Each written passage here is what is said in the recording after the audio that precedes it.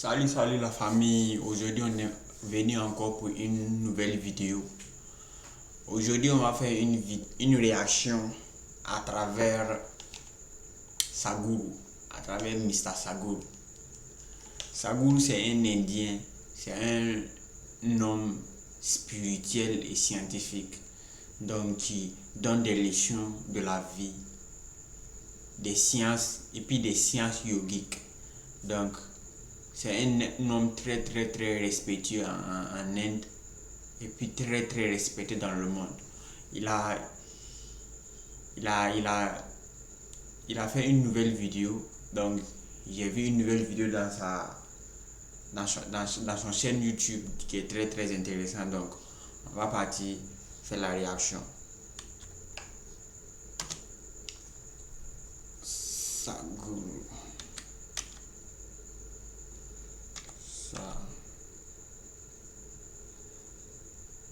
Sadhguru. Il a deux chaînes YouTube. Ça c'est 12 millions d'abonnés. Ça c'est une chaîne en anglais et puis l'autre chaîne c'est en français. Donc je vais chercher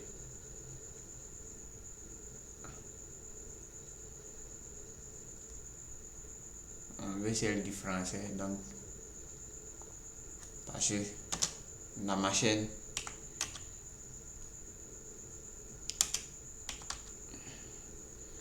Sadhguru français.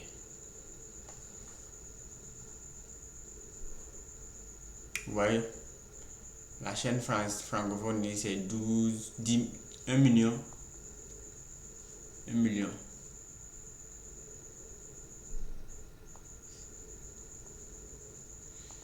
C'est mon super spirituel comme ça.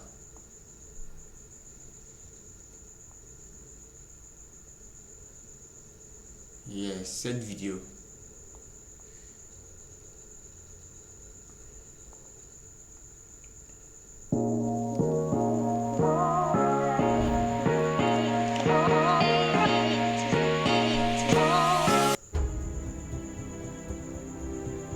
Le Big Bang est la description de Shiva. Shakti est arrivé, il s'est réveillé et il a rugi. On a inventé des choses qui n'existent pas et on les a rendues réelles. Les scientifiques se demandent, l'existence est-elle vraiment là ou pas? Ils ne sauront jamais s'ils n'abandonnent pas leur méthode actuelle d'exploration.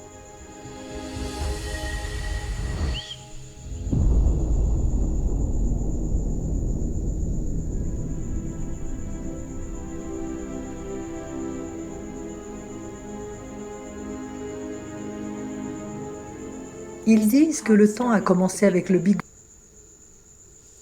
Bang qui est sorti du néant. Mais quelle est la vraie nature du temps et de l'espace? C'est ça la question. Pour mesurer le temps, à une époque on utilisait des sabliers, vous savez? Du sable.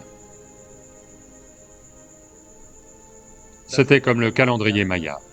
Ça finirait par manquer de sable à un moment.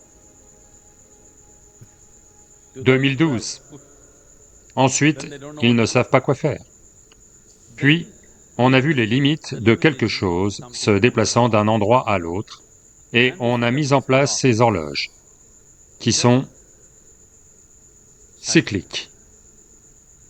On a compris qu'une fois que c'est un cycle, on peut le faire durer pour toujours, du moins pour toujours dans notre contexte, dans le contexte de la vie humaine, pour toujours. On a encore des horloges de grand-père, bien que les grands-pères soient morts. Les horloges sont encore là, elles fonctionnent encore, n'est-ce pas? Le grand-père a cessé de faire tic-tac il y a longtemps, mais son horloge fait encore tic-tac. Donc, on a compris la durabilité, l'endurance d'un cycle. Donc, on a fait passer l'horloge du sable qui tombe à... Donc, on parle presque parfois d'horloge perpétuelle de nos jours. Les horloges solaires et autres sont censées être perpétuelles. Rien n'est perpétuel. Perpétuel par rapport à la durée de vie humaine, oui. Donc, quand vous avez parlé du Big Bang, Paul Steinhardt, qui a écrit un livre très populaire dans Science Today, a intitulé son livre « Endless Universe ». Toujours, la vision des choses indiennes a toujours dit que l'existence est une existence en perpétuelle expansion. Elle est sans fin, pas parce qu'elle est sans fin, mais parce qu'elle est en perpétuelle expansion. Elle s'étend au-delà de ta compréhension, plus vite que ta compréhension. Donc c'est un univers en perpétuelle expansion. Un univers en expansion perpétuelle est un univers sans fin. Donc tu vois toujours ce symbole du cosmos derrière la tête de Shiva et tout ça. Vous savez, même ceci. Vous voyez? Ça s'étend comme une ondulation parce que cela est le symbole du cosmos, s'étendant sans fin. Mais généralement, dans un cycle. C'est pourquoi tous ces saligrammes, tout ça, sont si importants pour cette culture. C'est parce que ça représente cette symbolique des galaxies ou de l'univers en expansion continue. Donc, Paul Steinhardt a fait des modèles informatiques très intéressants, des simulations du Big Bang.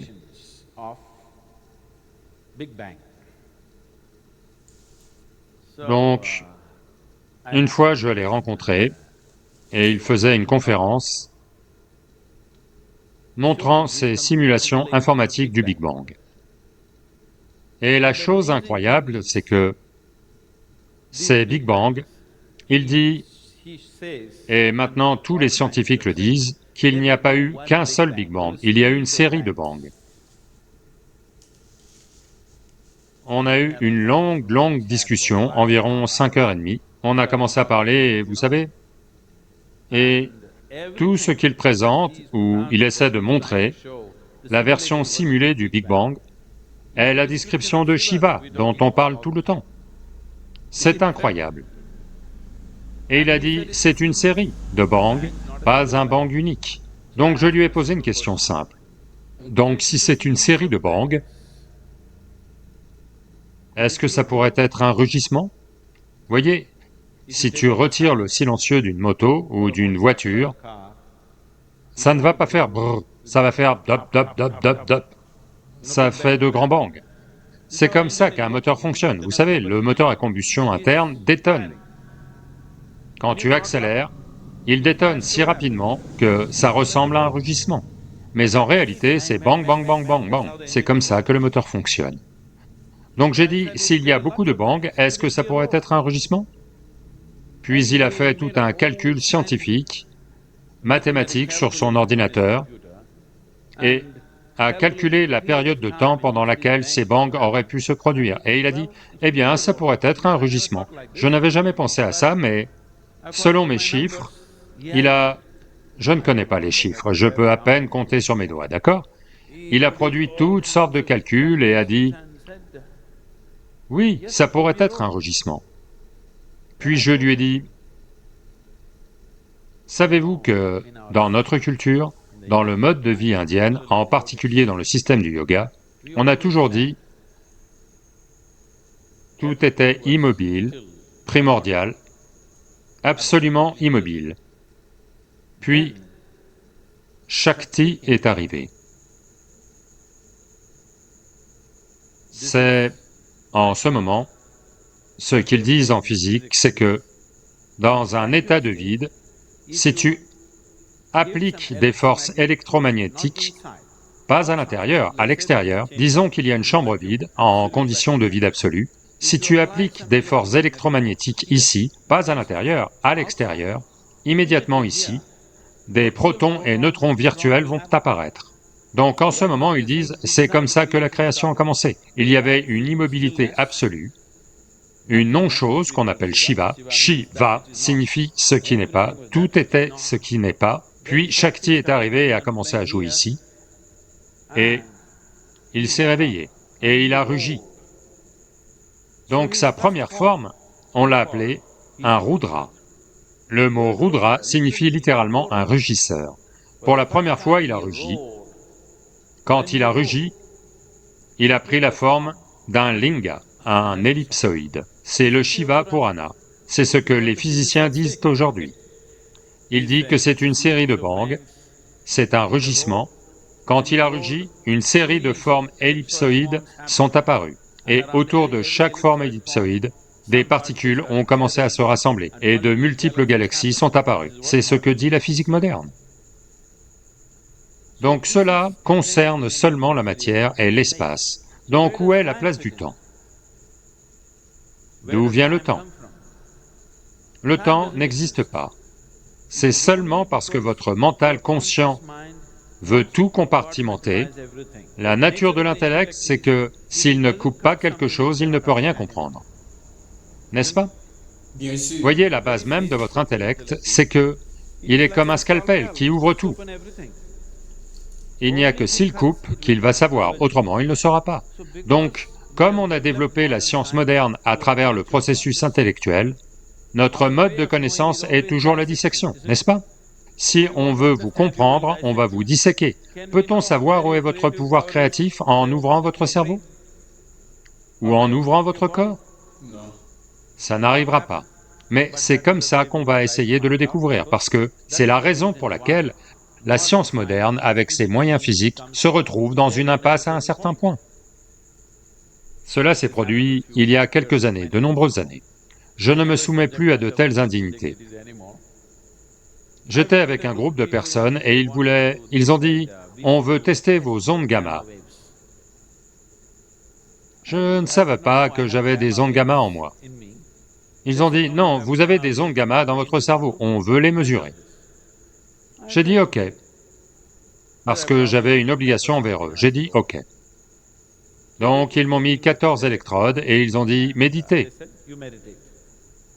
J'ai dit, « Je ne sais pas méditer. » Ils ont dit, « Pourquoi? Vous initiez, vous enseignez la méditation à tout le monde? Vous ne savez pas? » J'ai dit, « Je ne sais pas méditer. J'enseigne aux gens, mais moi je ne sais pas. » Puis ils ont demandé, « Ok, que pouvez-vous faire ?» J'ai dit, « Si vous voulez, je peux rester immobile. » Puis ils ont discuté, ils ont dit, « Ok. » Donc je suis juste resté immobile. Au bout de 15-20 minutes, ils me frappent avec un objet métallique, à la cheville, au genou, au coude. Au début j'ai pensé, ok, ça fait partie de leur expérience, et j'ai attendu. Puis c'est devenu de plus en plus persistant et très douloureux. J'ai pensé, qu'est-ce qu'ils veulent me faire? Ils veulent me casser les os ou s'ils voulaient que je sorte, s'ils avaient simplement dit « ouvrez les yeux », j'aurais ouvert les yeux. Je suis pleinement alerte et conscient. Puis, ne supportant plus la douleur, j'ai ouvert les yeux. Ils me regardaient tous bizarrement. Ils me regardaient comme ça. J'ai dit, ai-je fait quelque chose de mal? Ils ont dit, nos instruments disent que vous êtes mort. J'ai dit, quel excellent diagnostic. Puis ils ont dit, manifestement vous n'êtes pas mort, vous parlez. Soit vous êtes mort, soit votre cerveau est mort. Et j'ai dit, le deuxième choix est trop insultant, je vais prendre le premier. Ça ne me dérange pas d'être mort. Je suis assez vivant. Donc si vous pensez que je suis mort, ça me va. Pourquoi je dis ça, c'est que vous essayez d'entrer dans chaque espace de la création par des moyens physiques. Ça s'arrête quelque part, et vous ne voulez pas l'admettre. Mais pour la première fois, un grand pourcentage de la communauté scientifique responsable dit clairement que l'univers est sans fin. Et ils disent aussi, on ne connaîtra jamais la nature de la création. Pas qu'on ne la connaît pas, on ne la connaîtra jamais. Ils ne la connaîtront jamais s'ils n'abandonnent pas leur méthode actuelle d'exploration. Donc on a toujours vu la création comme une chose sans commencement. Est-ce juste une philosophie commode? Non, parce qu'elle est sans commencement. Parce que, comme vous avez réalisé qu'un sablier fonctionnant comme une horloge n'est pas pratique, il y a bien longtemps, la création a réalisé que fonctionner de cette façon n'est pas pratique, alors elle fonctionne en cycle. Tout ce qui est cyclique est sans commencement, n'est-ce pas? Où est le point de départ d'un cercle, dites-moi? Où que vous soyez en ce moment, c'est le point de départ pour vous. Comme vous avez commencé à compter à partir de 2000, Ouais, beaucoup de personnes ne connaissent pas. Il faut, dans cette vie-là, dans cette vie, la vie comme ça, pour comprendre la vie, il faut que vous faites beaucoup de recherches. Il faut que vous suivez beaucoup de charges. Ne restez pas sur les réseaux sociaux juste seulement pour l'ambiance, pour non, l'autre a dit quoi, inciter maman de qui, inciter. Non. On n'est pas venu pour vivre comme ça. Il faut bien connaître la vie. Il faut bien connaître la vie, comprendre la vie. Et puis tu vas vivre en harmonie avec toi-même. C'est ça l'essentiel. Est-ce que vous comprenez? Ou peu importe. Maintenant, vous pensez que c'est 2009. C'est juste vos bêtises. C'est juste des bêtises humaines, n'est-ce pas? 2009, 2010, 2012, tout ça, ce ne sont que des bêtises humaines. Cela n'a pas de base existentielle. Oui ou non? Est-ce que vous voyez? C'est pour ça que je dis toujours que non. Rien n'est réel. Tout ce que la société a fabriqué pour les êtres humains, tout c'est du faux. Est-ce que vous comprenez? Le seul truc qui est réel dans cette vie, le seul truc qui est très important, c'est de toi-même. Et puis c'est le toi intérieur, ce que tu ressens à l'intérieur, c'est ça seulement qui est vrai. Même là, notre corps est faux. Tout est faux, nourriture, tout. Le soi intérieur, le moi intérieur même là, ce qui est réel. Est-ce que vous comprenez? Donc le temps, bien que les gens essaient toujours de parler du temps et de l'espace, du temps et de l'espace, le temps n'a pas de base existentielle. Je ne sais pas si les sciences physiques oseront jamais s'aventurer là-dedans, dans un avenir proche, mais un jour, elles devront admettre que le temps n'a pas de base existentielle. C'est juste des bêtises humaines. L'espace non plus n'a pas de base existentielle. Voyez, à la fois le temps et l'espace, tu peux les étirer et les rendre aussi larges qu'une galaxie, aussi longs que des années-lumière, ou tu peux les enrouler. Ici, en un point, ou dans le néant. Tu peux les faire disparaître dans le néant. En ce moment, la science moderne, les sciences physiques, posent parfois la question, l'existence est-elle vraiment là? Qu'en dites-vous? Vous êtes ici, je suis ici, on expérimente, on a des laboratoires, et les résultats vont dans une direction telle que les scientifiques se demandent, l'existence est-elle vraiment là ou pas? Quand quelqu'un dit que l'existence... Non, ce vieux, moi j'aime ce vieux parce qu'il donne des explications très claires. Il ne passe pas dans des chemins tortueux, non. Il va direct. Est-ce que vous voyez? Donc, se stresser de quelque chose que toi-même tu as créé, ça n'a pas de sens. Par exemple, l'argent, c'est nous les êtres humains qui ont créé l'argent et puis on a donné de valeur à l'argent. Donc on ne doit pas se stresser pour l'argent parce que l'argent n'a pas de valeur. C'est nous, on a donné l'argent, la valeur à l'argent. Se stresser pour des trucs de luxe, genre pour une voiture, pour une montre, pour une chaîne, ça n'a pas de sens. Parce que c'est moi-même qui a créé ça. C'est l'être humain qui a créé ça. Se stresser pour une nouvelle iPhone, se stresser pour quelqu'un. Tous les gens qui se stressent pour les trucs matériels, ce sont des cons. Ce sont des gens qui ne connaissent pas la vie. Ils ont toujours besoin des connaissances. Est-ce que vous comprenez? est un événement relatif, qu'elle n'est que relative, elle n'est pas absolue. Maintenant, c'est une question, est-elle là ou pas? N'est-ce pas? J'étais à la homeschool. À un moment, ces garçons de 8-9 ans, ils viennent me voir et demandent, « Sadhguru, la vie est-elle réelle ou est-ce un rêve ?» Leur mot c'était, « La vie est-elle vraie ou est-ce un rêve ?» Et vous savez, des enfants de 8 ans me demandent, « La vie est-elle vraie ou est-ce un rêve ?» Donc je les ai regardés et puis j'ai dit, « Voyez, la vie est un rêve, mais le rêve est vrai. »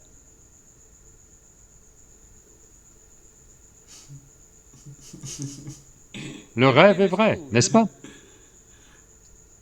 Donc, y a-t-il du temps? Y a-t-il de l'espace? Vous posez cette question à partir d'une perspective logique.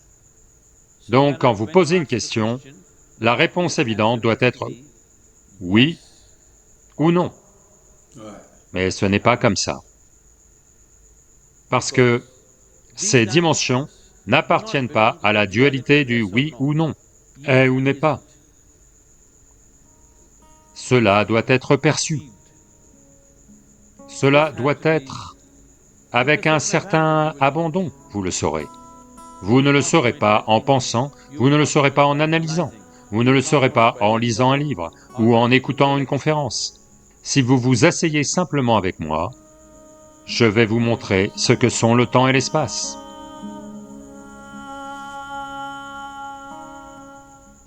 Sadhguru.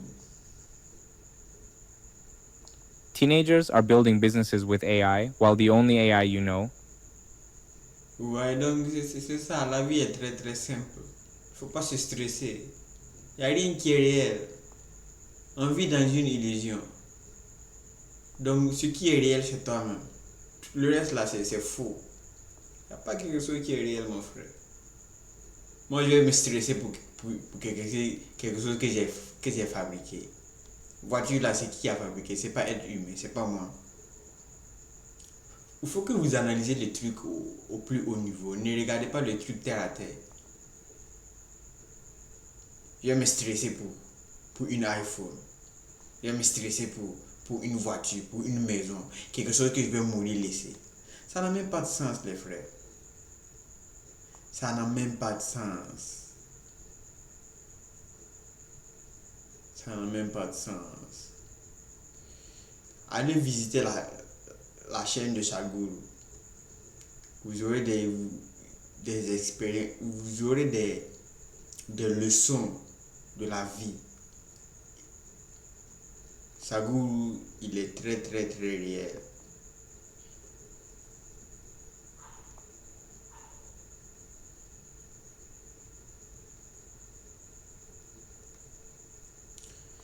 On est à la fin de notre vidéo, donc si tu as aimé, n'oublie pas de partager, like, comment. Je compte sur toi. À la prochaine.